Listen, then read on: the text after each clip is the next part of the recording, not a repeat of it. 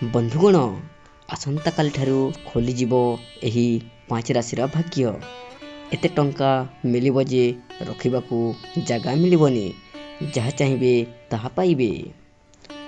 ଦର୍ଶକ ବନ୍ଧୁ, ଆମ ଜୀବନରେ ଚାଲିଥିବା ଚଳନ ଗ୍ରହମାନଙ୍କ ଗତିବିଧି ଉପରେ ନିର୍ଭର କରିଥାଏ।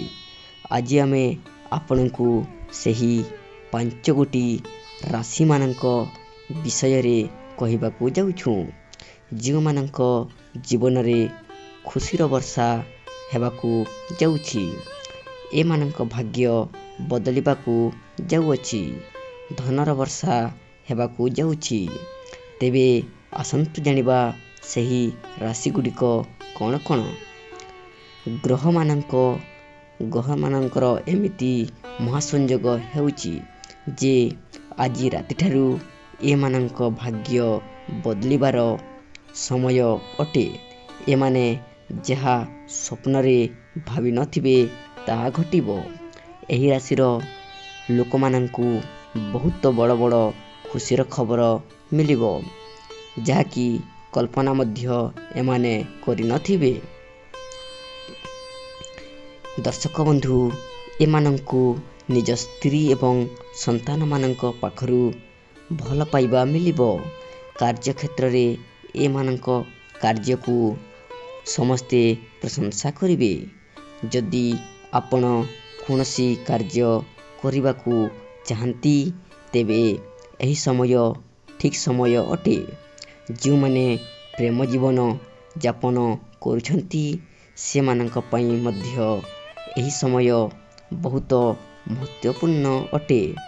ଆପଣଙ୍କ ଘରେ ଖୁସିର ବାତାବରଣ ଲାଗି ରହିବ। ପୁରୁଣା ବନ୍ଧୁଙ୍କ ସହିତ ଦେଖା ହୋଇପାରେ। ନୂତନ ବନ୍ଧୁ ଆପଣ ଏହି ସମୟରେ ବନାଇବେ ଏବଂ ସେହି ବନ୍ଧୁମାନେ ଆପଣଙ୍କୁ ସବୁ ପ୍ରକାରର ସାହାଯ୍ୟ କରିବେ। ଧନ ପ୍ରାପ୍ତିର ଯୋଗ ମଧ୍ୟ ବନୁଅଛି। ଗ୍ରହମାନଙ୍କ ଏମିତି ମହାସଂଯୋଗ ହେଉଛି ଯେ ଆଜି ରାତିଠାରୁ ଏମାନଙ୍କ ଭାଗ୍ୟ ବଦଳିବାର ସମୟ ଅଟେ। ଏମାନେ ଯାହା ବି ସ୍ୱପ୍ନରେ ଭାବି ନଥିବେ ତାହା ଘଟିବ। ଏହି ରାଶିର ଲୋକମାନଙ୍କୁ ବଡ଼ ଖୁସିର ଖବର ମିଳିବ, ଯାହାକି କଳ୍ପନା ମଧ୍ୟ ଏମାନେ କରିନଥିବେ। ଦର୍ଶକ ବନ୍ଧୁ, ନୂତନ ବନ୍ଧୁ ଆପଣ ଏହି ସମୟରେ ବନାଇବେ ଏବଂ ସେହି ବନ୍ଧୁମାନେ ଆପଣଙ୍କୁ ସବୁ ପ୍ରକାରର ସାହାଯ୍ୟ କରିବେ। ଧନ ପ୍ରାପ୍ତିର ଯୋଗ ମଧ୍ୟ ବନୁଅଛି। ନିଜର ପୁରୁଣା ପଇସା ଫେରସ୍ତ ପାଇବେ। ଯଦି ଆପଣ କାହାକୁ ସୁଧ ବା ଧାର ଭାବରେ ପଇସା ଦେଇଥିବେ, ତାହା ଆଉ ଫେରସ୍ତ ପାଇପାରନ୍ତି ନାହିଁ। ଏହି ସମୟ ଶୁଭ ଅଟେ। ଯେଉଁମାନଙ୍କ ବିବାହରେ ମଧ୍ୟ ବିଳମ୍ବ ହେଉଥିଲା, ସେମାନଙ୍କ ବିବାହ ଯୋଗ ମଧ୍ୟ ବନୁଅଛି। ଏହି 5ଗୋଟି ରାଶିର ବିଦ୍ୟାର୍ଥୀ ପାଇଁ କୌଣସି ପରୀକ୍ଷା ଆଦି ପାଇଁ ପ୍ରସ୍ତୁତ ହେଉଛନ୍ତି, ତ ସେମାନେ ସେଥିରେ ସଫଳ ନିଶ୍ଚୟ ହେବେ। ଆପଣ କୌଣସି ନୂଆ ଯାନ କିଣିବାକୁ ମନ ବଳାଇ ପାରନ୍ତି। ଦର୍ଶକ ବନ୍ଧୁ, ଯେଉଁମାନେ ପ୍ରେମ ଜୀବନ ଯାପନ କରୁଛନ୍ତି, ସେମାନଙ୍କ ପାଇଁ ମଧ୍ୟ ଏହି ସମୟ ବହୁତ ମହତ୍ତ୍ୱପୂର୍ଣ୍ଣ ଅଟେ। ଆପଣଙ୍କ ଘରେ ଖୁସିର ବାତାବରଣ ଲାଗି ରହିବ। ପୁରୁଣା ବନ୍ଧୁଙ୍କ ସହିତ ଦେଖା ହୋଇପାରେ। ନୂତନ ବନ୍ଧୁ ଆପଣ ଏହି ସମୟରେ ବନାଇବେ ଏବଂ ସେହି ବନ୍ଧୁମାନେ ଆପଣଙ୍କୁ ସବୁ ପ୍ରକାରର ସାହାଯ୍ୟ କରିବେ। ଧନ ପ୍ରାପ୍ତିର ଯୋଗ ମଧ୍ୟ ବନୁଅଛି।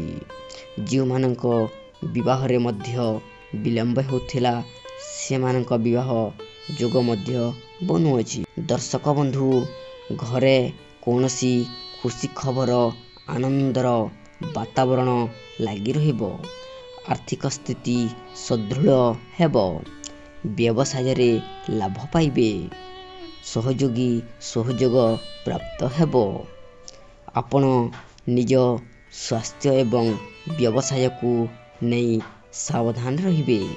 टिके असावधानता आपणक पई खराब होई पारे। परिवार रे कोनोसी शुभ कार्य होई पारे।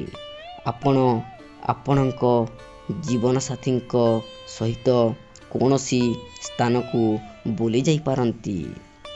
दर्शक बंधु पुराना संग मध्य मिलिबो। पुराना पैसा फेरस्त पाइबे। जदि आपण काहाकू सुध वा धार भावरे पैसा देइथिबे ताहा आउ फेरस्त पाई पारंती नाही। एही समय शुभ अटे। जो मानक विवाह रे मध्य विलंब हेउथिला से मानक विवाह जोग मध्य बनुअछि। एही 5 गोटी राशिर विद्यार्थी पाई कोनोसी परीक्षा आदि पाई प्रस्तुत होउछंती तो से माने सेथिरे सफल निश्चय हेबे। आपण कोनोसी नुआ जान किणी पारंती। जो माने प्रेम जीवन यापन करुछंती से मानक पाई मध्य एही समय बहुत महत्वपूर्ण अटे। आपणक घरे खुशीर वातावरण लागी रहिबो। पुराना बंधुंक सहित देखा होई पारे।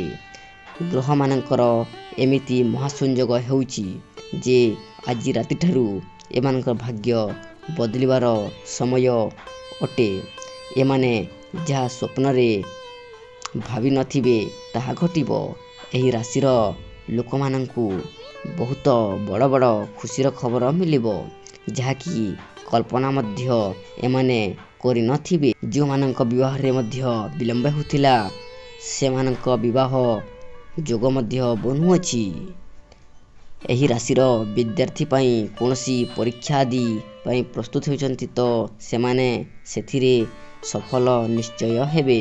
एही राशि मानक आसंता समय रे धनर कोनोसी समस्या रहिबो नाही एवं ए मानक जीवन रे सुख एवं शांतिर प्रतिष्ठा हेबो।